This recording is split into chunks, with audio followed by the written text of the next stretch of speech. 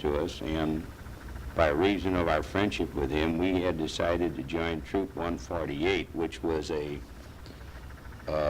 much more active Boy Scout troop and was located at Hyde Park Congregational Church near Blair and Bremen, not too far from where my grandfather Kuennen lived on North Park Place. Some of the things I sort of remember in being a member of this Boy Scout troop, and one thing we had was a cabin which was owned by us on a rented piece of ground. And if you can picture this, you're up on the top of the Chain of Rocks area heading straight for the old amusement park. And on the right side was Chain of Rocks Park, which sloped directly down to Riverview Drive. On the left side, there was a bunch of apartments put in and also some residences next door to the apartment area.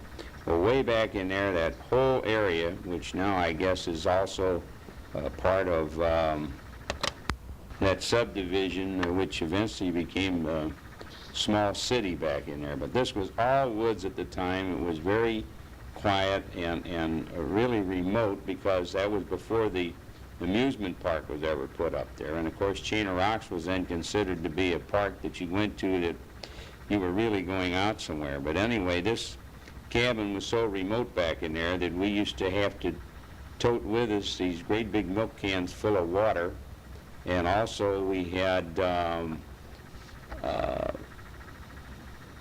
coal lamps, I guess, and maybe these pumped gasoline type lanterns that they had in those days. But we even had to wash in a wash basin, pouring the water out of these tin cans, and boy, I'm telling you, we used to get into a lot of trouble once in a while if we used too much of the water, because that meant that Scoutmaster had to load this back in the car and go back into town to get us some more water. But one of the things we used to pull on some of the young fellows that came along and didn't know too much of it, we had a musical saw. If you don't know what a musical saw is, you set the end of the saw that's got the handle on your knee, and you hold the top part of the metal part of the saw with your left hand, and you bang it with a little hammer, and as you do, you wiggle the saw back and forth, and it makes a very eerie noise like and we'd wait until the young kids had gotten into bed at night, and then they would tell the story of the wailing lady who paraded around in the woods, and we'd go underneath the cabin and take this this saw with us and wait until it was a little late at night, and boy, I mean, we had those kids scared to death. Another thing we used to do, and this is kind of hard to believe too, part of the Boy Scout program, of course, was to do some hiking. And after I got along a little further in the organization, we used to take our Boy Scout group along the Grand Avenue streetcar line till which ran from North St. Louis to South St. Louis, all along Grand Avenue, which was the main drag in those days.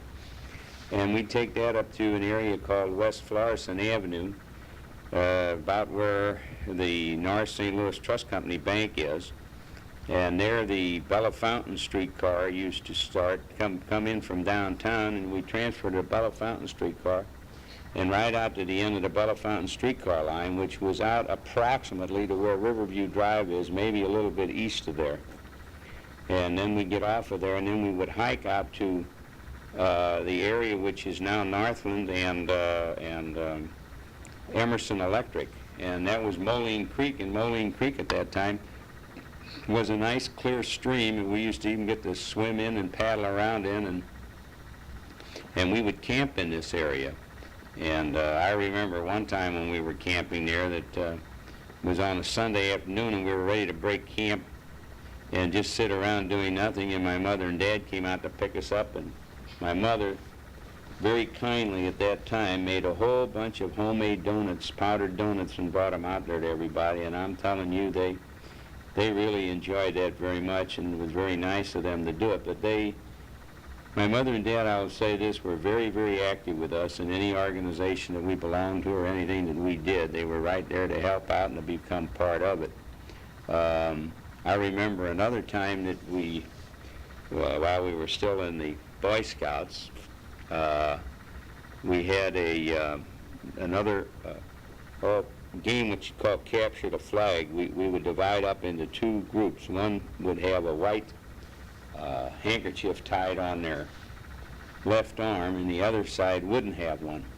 And one side had two or three boys that would have a flag in the ground with their areas signals on it and insignia on it, and the other side would have a flag.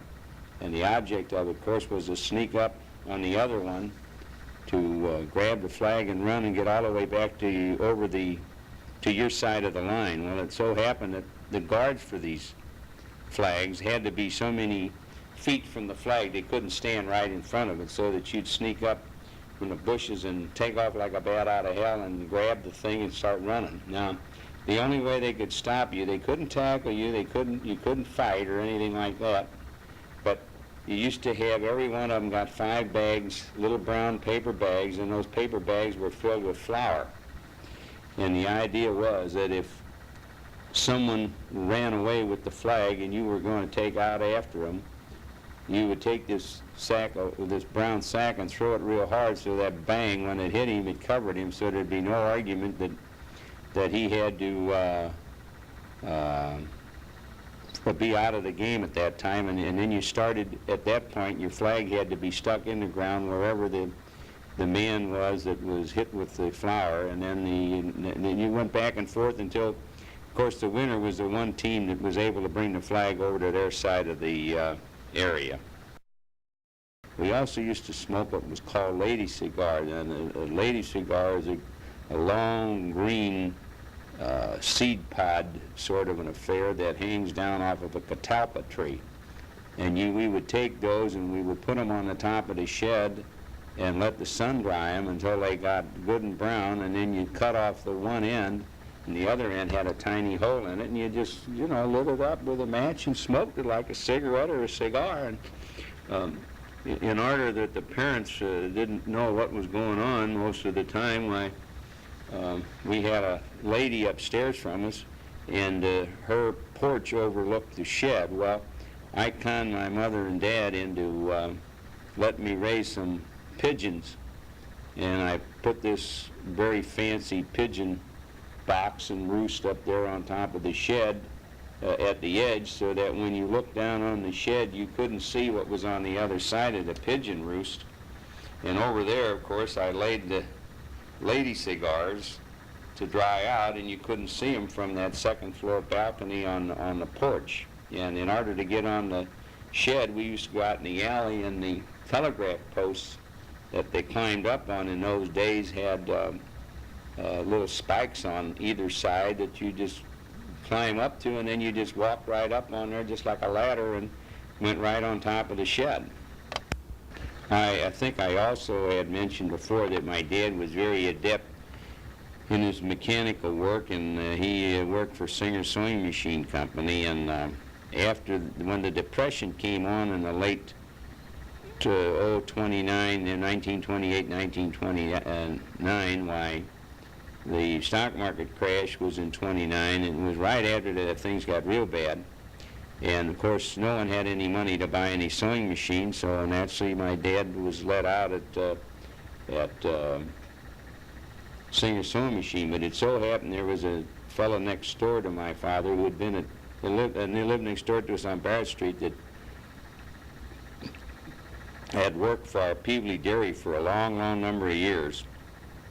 And how in the world he ever did it, I don't know, but he got my dad a job at Peevely Dairy Company, delivering milk on a retail route. Well, of course, I wasn't too familiar what was going on at the time, but I would say that this was within in 1930-31, prior to the end of Prohibition. This was at the time that you people won't realize that you just couldn't buy any alcoholic beverages, not even 3-2 beer. And of course, everybody turned to speakeasies, and also in addition to that, the people made their own home brew, and also made their whiskey and wine and gin. And it was very easy to do these things, providing that nobody seemed to bother if you made your own. But of course, if you sold it, why, that was bootlegging, and and it was against the federal law, and you could go to jail. But in that connection, I remember my dad's route was out on what they call a hill, which was out around behind the arena in there, and there was a heavy Italian population, and of course the Italians were great in making wine and whiskey and selling it because they had a good profit out of it. Well, anyway, there was a fellow out there that my dad got to know real well on his route named John Pellegrini Obi. Now, that's a big, long Italian munch of a name, but anyway, that's what it was. And old John was finally caught with all of his booze and selling it, and he went to jail. And in those days, federal pens weren't reserved much for the old little bootlegger, but the federal authorities would pay the local authorities in different areas to put the men up in the local jail. So it ended up John was put in a jail somewhere. I kind of remember now near Hannibal, Missouri, and which was a pretty good long drive in those days in an automobile. But anyway, his wife got in touch with my dad one day and wanted to know if we would drive her up there, that she was going to visit John. So we said fine. So my grandfather, my dad's father, and Mom, and George and myself, and John Pellegrini Obi's wife decided to go up there. So we drove over to pick her up, and when we did, she said, come in and bring the stuff out to the car. And sure enough, she had chickens and chicken soup and spaghetti and meatballs and I forget what all. And finally, the last big box of stuff we're bringing in there, she had homebrew and wine and whiskey and gin and everything else. And my dad said, my God, if we're going up to the jail, I can see we can bring the food up there, but what are you going to do with this? She says, never mind. She said, never mind. I'm telling you, we got this all worked out. I talked to John. Everything is okay. Well, we thought we'd go along with it, and I remember being old enough to know what was going on, and we all got in the car and drove up to this jail later that day and unloaded everything. And when we did, the sheriff and his deputies helped spread out the tablecloth, and they all sat down with us, and we all had all his food, and they all were drinking the wine and the whiskey and the beer, including the jailer and the sheriff and the deputy. So it showed you that it was such a stupid law that no one really paid any attention to it, and the only ones that ever profited by reason of having prohibition was the start of the horrible gangster area, and we could have done without that. To show you, though, what a problem this could have been, my father, not wanting to sell this stuff except to friends and relatives, my brother and I would kind of take turns going out with him on the milk route. Let me explain this whole situation. The Peevely Dairy Company, when he first had a route, he had 2 horses pulling a wagon, and we just loved to get on there and go out with him. And this would be in the summer. Now, the reason we could do this is the fact that they delivered milk. You know, every place had milk delivered to their door. Hardly anybody bought it at stores. And in the summer, because of it being so hot, all of the milkmen delivered from about midnight till about 5 o'clock in the morning. The reason being that they could set the milk out. Sometimes they put a little piece of ice with it, but most of the time they would just set it out and the people would get the milk in early in the morning. Well, that being the case, my dad and I would get in the car about 11 o'clock in the night, and we would drive on down the Peevely Dairy parking lot, and then I would sit in the car. And then he'd go check in and get his horses hitched up and come on out, and then I'd get out of the car and get in the wagon with him, and boy, that was great, me sitting behind that team of horses. Now, you didn't have to drive the horses. They knew exactly where to go, and they knew every stop.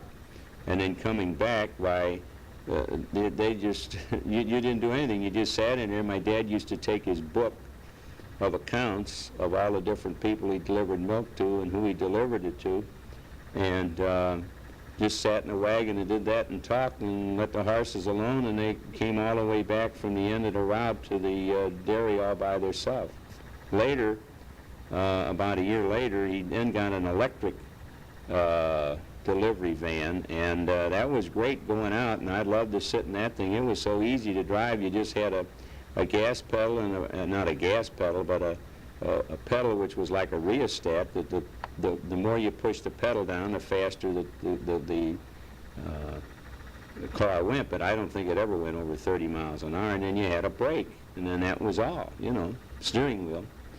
And we used to drive those. You stood up, and then it had a seat which was kind of high up in the air you could sit on if you wanted to. But getting back to the prohibition problem, and I'm relating that in connection with this delivery of the milk, my dad got to know these Italian people on the hill that he delivered milk to, and naturally they had all this good booze and stuff that you couldn't get anywhere else, so he would deliver the milk during the early morning hours, and then late morning hours, like 5 o'clock or so. When we were headed back, he'd stop by and pick up the booze, you know, that he bought from these people, and put it in the dairy wagon, and then drive back to the lot with it, and there he'd unload it, and we'd put it in the car before he checked in. Well, they caught him doing that, and that was the end of his job. And the poor dad,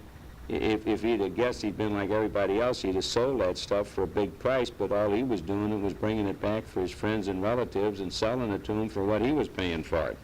In order for him to keep going, he happened to have a life insurance policy which had some cash value to it. So he opened up, really leased a station from Polson on Riverview Drive near where 70 now runs. The back part of the station had a railroad track, and this cut off any business that he would get, what you normally get on the other side.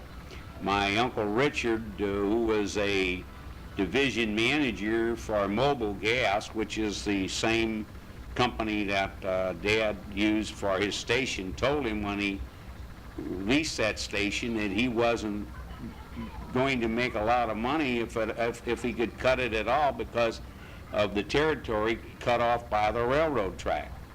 But Dad had to do something, and I don't really blame him at the time. My brother and I used to go out there and help him run the service station after school, and God, we washed cars. We used to get 50 cents a piece in the winter for washing cars, and the gas at that time was selling for around between 8 and 10 cents a gallon. George and I both went to Holy Name Grade School, which of course was located on Grand Avenue near the water tower. We used to have our school picnics at O'Fallon Park. We never went to any of the other fancy places that some of the other schools went. I can remember my dad used to make these fancy banners that we would march in this parade from Holy Name School all the way down to O'Fallon Park where we had our picnic. And I remember one time I was carrying the banner for the grade, whatever one it was, and I was marching along real nice, and with my head up, and squish, I stepped right in a little pile of horse shit, and it got all over my shoes. But seeing how I was toting the banner for the school, I had to kept myself a running, and that was it, and made the deal. That was all I had to do. Well, our school picnics were always held at O'Fallon Park.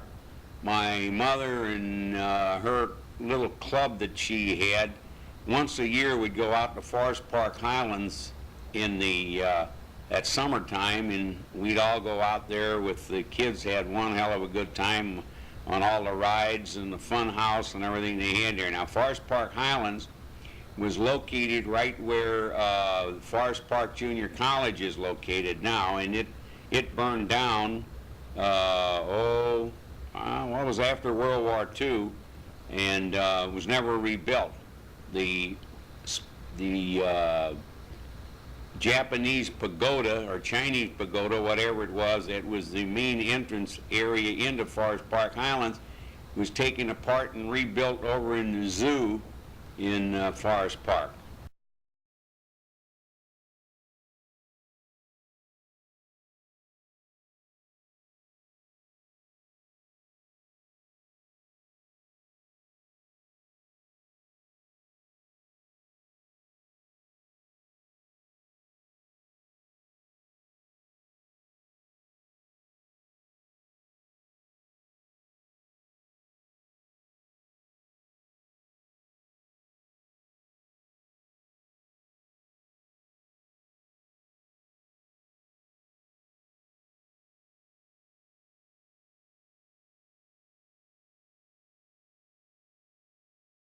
I went to Central High School because we lived east of Grand Avenue. Anyone who lived west of Grand Avenue went to Beaumont, which was a brand new school at the time with an indoor swimming pool and a regular track and everything else. We had to take our gym in the lower level, and the gym was never of any size that it didn't even have a full-size basketball court. And we had to take our gym by changing from leather shoes to tennis shoes, and without putting on gym clothes or taking a shower when we were through. So you can imagine our school wasn't quite up to snuff.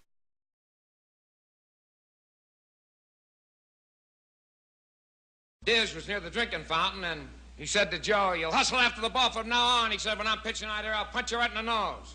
And with that, he got up and started for Joe. And Paul joined him. And Joe just carefully reached down for a bat. And he said, "Step up here, boys, and I'll separate both of you." Well, we finally got that quieted down. About the third inning, we got the bases loaded.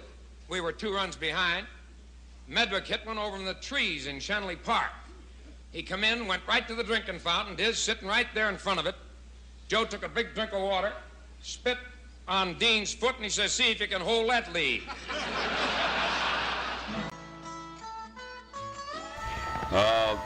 Just right before we got out of grade school, I wanted to touch on this. We used to go to the Cardinal baseball game practically every afternoon. They had what was called a knothole gang, and the games were all played in the afternoon, and we'd start at 3 o'clock. We'd get out of school at 3 o'clock and walk down Grand Avenue to the ballpark, and we had these little passes that they would give out, and my Uncle Ed happened to get a yearly pass for each of us that we just had to show, and we didn't have the little ticket passes which you had to give away each time you went in there.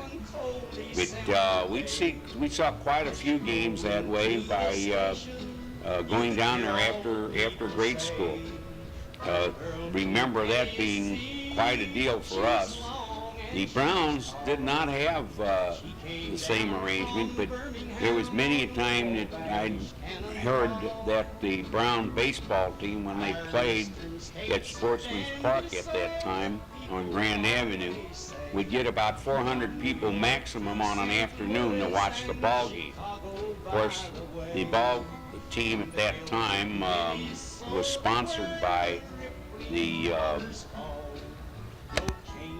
Ball family, who manufactured and invented the first automatic ice machine. They, at later years, sold out their patents and everything, and were taken over by Frigidaire, who then manufactured, as you know, the first refrigerator. This earthly race is over and the curtains around him fall. We'll carry him home to victory on the Wabash Cannonball.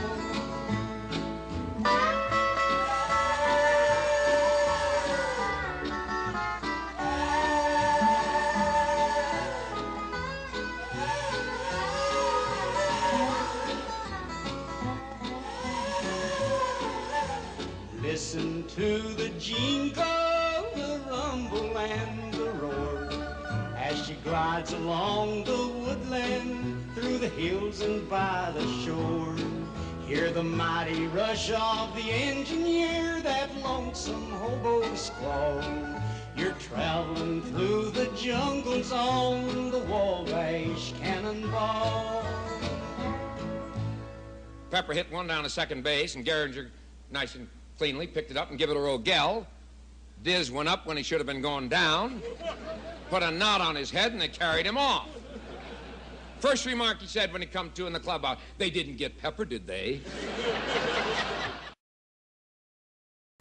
Going back to high school, I indicated that we did not have a playing field or anything, but I was on the little third, I guess they call it the third unit or third team or whatever, in playing some football with the littler people. And we'd go over to Fairgrounds Park for our practice, walk over there with our little uniforms on from school. And one day I was over there practicing and got pulled backwards on my head and had a concussion, and never knew what happened until I woke up about 24 hours later at home with ice packs all around my head. I was told later that I got up and played, and then when we were going back to school, I asked them when did they pave Grand Avenue, and that was the first that they knew that maybe something was going wrong with me. But who knows? You know, I've been nutty all my life, so how could anybody tell at that time whether it was something that happened by an injury or I was just that way to start with?